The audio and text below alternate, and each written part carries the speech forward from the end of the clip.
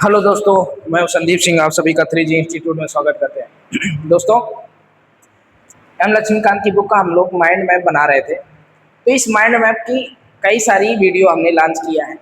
12 video हमने आपको mind map की लॉन्च की है। उसके बाद में संवैधानिक ढांचे की लॉन्च की है, तथा हमने सिलेबस का ये बताया था कि एम लक्ष्मीकांत ने अपनी जो एम लक्ष्मीकांत की बुक लिखी है उसको 11 पार्टों में बांटा है। कितने भागों में बांटा है? 11 भाग में बांटा है। उन 11 भागों को भी हमने आपको बताया था कि इस एम लक्ष्मीकांत का अगर आप माइंड मैप बनाना है, आपको पूरी लक्ष्मीकांत याद करनी है, तो उसका माइंड मैप बनाना बहुत जरूरी होगा। इस माइंड मैप के माध्यम से आप लोग पूरी लक्ष्मीकांत को याद कर पाएंगे। याद ही नहीं कर पाएंगे, उसको लिख पाएंगे अपने तरीके से, अपने शब्दों में लिख पाएंगे। तो अपने शब्दों में लिखने के लिए हम लोग इस कड़ी में आगे बढ़ रहे थे। तो आज हमने नेक्स्ट पार्ट में हमने बहुत सारे करवाए हैं, जैसे कि हमने नागरिकता से लेकर के संवैधानिक ढांचा पहला भाग था। संवैधानिक ढांचा पहला भाग था। उस संवैधानिक ढांचा में हमने ऐतिहासिक पृष्ठभूमि से लेकर के संविधान का निर्माण, संविधान की विशेषता तथा संघ तथा राज्य क्षेत्र, चौथा पांचवा नागरिकता, फिर नागरिकता के बाद में आपका मूल अधिकार, डीपीएसपी, फिर मौलिक कर्तव्य पे आए हैं। तो इस प्रकार से हमने क्या किया है कि बहुत सारे वीडियो के माध्यम से हमने माइंड मैप बनाने का प्रयास किया है। तो नेक्स्ट कड़ी में हम लोग लेकर आए हैं अध्याय 9 मौलिक कर्तव्य। अध्याय 9 मौलिक कर्तव्य लेकर आए हैं। इसके अध्याय 9 मौलिक कर्तव्य में हम लोग क्या पढ़ते हैं कि राज्य के नीति निर्देशक तत्व, तो अभी अध्याय 8 में पढ़ा था। तो राज्य के नीति निर्देशक तत्वों से ही जुड़ा दर्शन ये है। इसको संविधान संशोधन अधिनियम 1976 में 42वें संविधान संशोधन के माध्यम से लाया गया था। इसको भाग 4 में रखा गया है। संविधान में इसका वर्णन नहीं था, इसको संशोधन करके माध्यम से संविधान में जोड़ा गया था।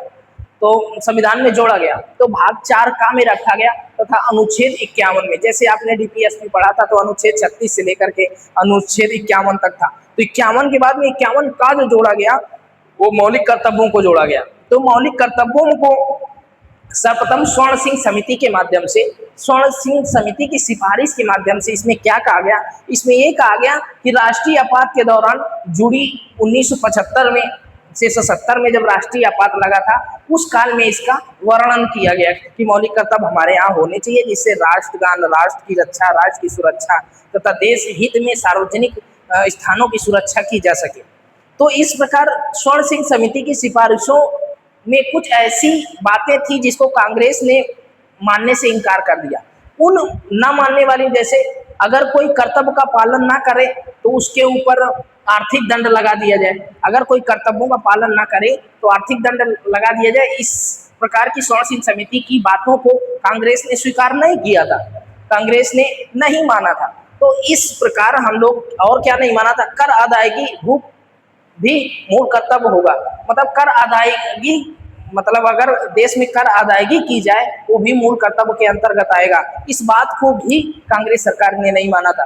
फिर क्या आया था कि मौलिक कर्तव्य को रखने का विशेष महत्व क्या था? तो मूल कर्तव्यों की विशेषता ये थी कि मूल कर्तव्यों में कुछ नैतिक हैं तो कुछ नागरिक हैं। कुछ नैतिक आचरण हमको फॉलो करने हैं, कुछ नागरिकों के लिए नागरिक आचरण फॉलो करने हैं, इसकी ये विशेषता थी।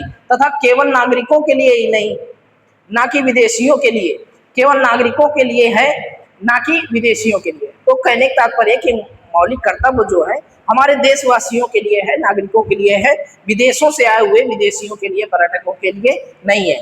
तो और इसको कहा जा सकता है कि मौलिक कर्तव्य जो है गैर न्यायोचित है। कैसे हैं? गैर न्यायोचित है। इस प्रकार हम पूरी माइंड मैप बनाएंगे। गैर न्यायोचित है कैसे?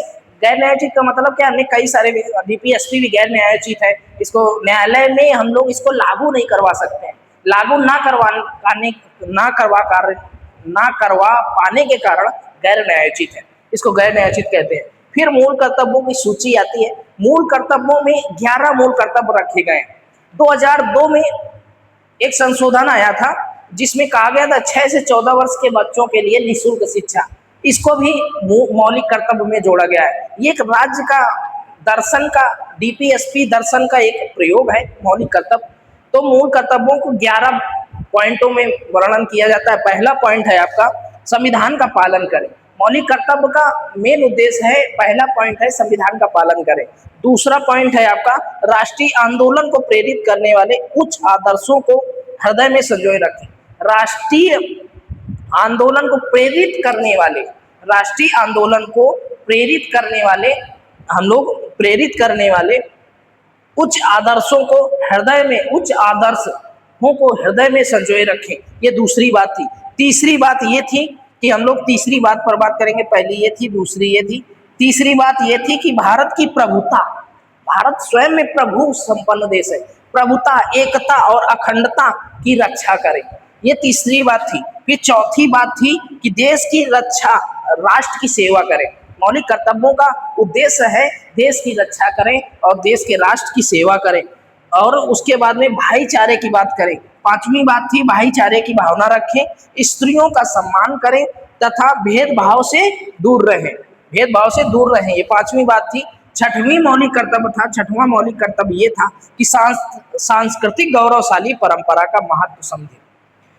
मतलब कहने का तात्पर्य छठवीं बात ये कही थी कि सांस्कृतिक मौलिक कर्तव्य जो थे, सांस्कृतिक मौलिक कर्तव्य, सांस्कृतिक बात जो थी, तो सांस्कृतिक गौरवशाली परंपरा का महत्व समझे कि हमारे यहाँ यज्ञ होता है, भागवत होता है, तो सांस्कृतिक जो कार्यक्रम है उनका महत्व समझे कि क्यों होता है, हम लोग ऐसा क्यों करते, क्यों लोग जन जन के लोग और करोड़ों की लोग एक ही धर्म के अनुयायी माने जाते हैं, उनको शांति मिलती है पूजा अर्चन करने से, वंदन करने से, प्रार्थना करने से ईश्वर की आत्म शांति प्राप्त होती है और सुख समृद्धि आती है। इसलिए हम लोग अपनी सांस्कृतिक गौरवशाली परंपरा का महत्व समझे, अपनी सांस्कृतिक गौरवशाली परंपरा का महत्व समझे, ये मौलिक कर्तव्य का था। ये सब भारतीयों को मानना है, ना कि विदेशियों को, विदेशियों तो कुछ भी करते हैं।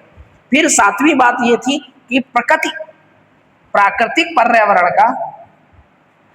पर्यावरण की रक्षा करना, हमारे आसपास जो प्राकृतिक पर्यावरण है उसको काटे ना, उसको हानि ना पहुंचाए, अनायास उसका दोहन ना करे, उसकी रक्षा करे। आठवीं बात ये थी कि वैज्ञानिक दृष्टिकोण, मानवतावादी सुधार की भावना रखें।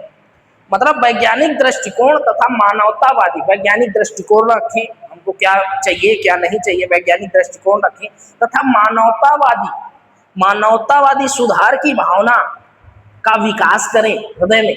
मानवतावादी मतलब मानव के लिए क्या जरूरी है, तो मानवता मतलब सभी के लिए, सभी मानवों के लिए क्या जरूरी है उसका विकास करें।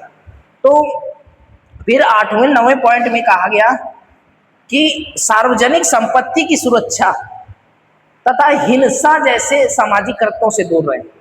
क्या करना है 9वें पॉइंट में कि सार्वजनिक संपत्ति की सुरक्षा तथा हिंसा जनता से दूर रहें, हिंसा जैसे कृत्यों से दूर रहें तथा सार्वजनिक संपत्ति की सुरक्षा करें। और 10वां पॉइंट था कि सभी देशों में उत्कर्ष की ओर बढ़ना तथा सतत प्रयास करें सभी क्षेत्रों में। कहने 10वें पॉइंट में कहना था कि सभी क्षेत्रों, चाहे कृषि क्षेत्र हो, चाहे विनिर्माण क्षेत्र हो, चाहे सेवा क्षेत्र हो, चाहे औद्योगिक क्षेत्र हो, चाहे एआई का सेक्टर हो, रोबोटिक्स हो, नैनो टेक्नोलॉजी हो, स्पेस टेक्नोलॉजी हो, किसी भी सेक्टर में बढ़ने की स्वतंत्रता रखी जाए अपने अंदर, सभी क्षेत्रों में उत्कर्ष की भावना रखी जाए तथा उसकी ओर बढ़ने का सतत प्रयास किया जाए। ये मौलिक कर्तव्य की भावना है, देखो कितनी अच्छी भावना है। फिर उसके बाद में ये जो जोड़ा गया 2002 में 11वां मौलिक कर्तव्य जोड़ा गया कि 6 से लेकर के 14 वर्ष के बच्चों को शिक्षा उपलब्ध कराना, ये हम लोगों का मौलिक कर्तव्य है।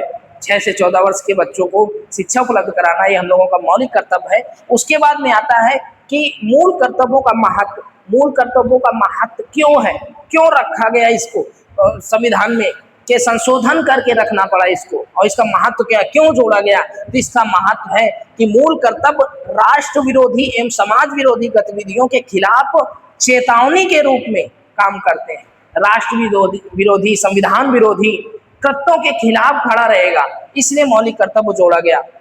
फिर प्रेरणा के स्रोत, अनुशासन और प्रतिबद्धता मौलिक कर्तव्यों को, इससे इसकी विशेषता ये है कि इससे हमको प्रेरणा मिलेगी कल कुछ करने की, कुछ नया इन्वेंशन करने की, कुछ नया खोजने की, हमको क्या मिलेगी, प्रेरणा मिलेगी।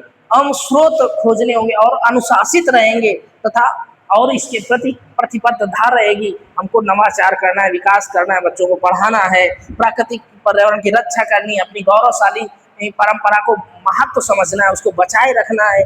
फिर उसके भाईचारे की भावना रखना है, समानता, बंधुत्व रखना है तथा एकता और अखंडता का पालन करना है।